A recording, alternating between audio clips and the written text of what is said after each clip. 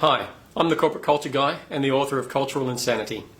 I'm surprised how often when I'm working with a group, someone will say to me, what are we actually talking about? What do you mean by culture? What is culture?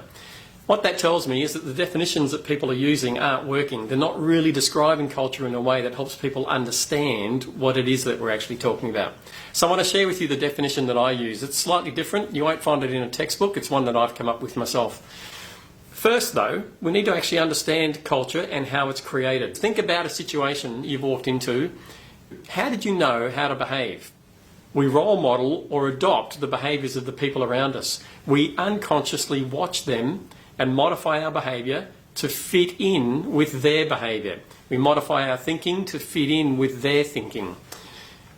It's a skill that we developed as children. So if you look at kids, they're great at role modelling and copying the behaviour of adults. And it's something that we still do as adults now. We do it instinctively, unconsciously, we're not even aware it's happening, it just happens. That leads me to the definition that I use for culture, which is the attitudes and behaviours that people adopt to fit in with the expectations of the people around them. Now quite often I just shorten that to the attitudes and behaviours that people adopt to fit in. One of the great things about this definition is it actually gives you an insight into how to start working with culture. The simplest and easiest thing you can do is to make that now a conscious process. Most of the time it's happening subconsciously or unconsciously. If you make it a conscious process and make people conscious of the attitudes and behaviours that we need to be successful, you can build a great culture. Check out some of my other videos. The ADAPT process particularly talks about the specific conversations to have to build a really powerful and strong culture.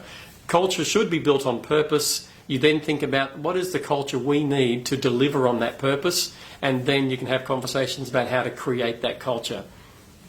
So leave me some feedback. Does this definition work for you? What definition are you using? Have you got your own definition? Have you used some of the, the colloquial definitions, like the way we do things around here? Does that work for you? Leave me some feedback. Check out some of the other videos, and I'll see you in the next video.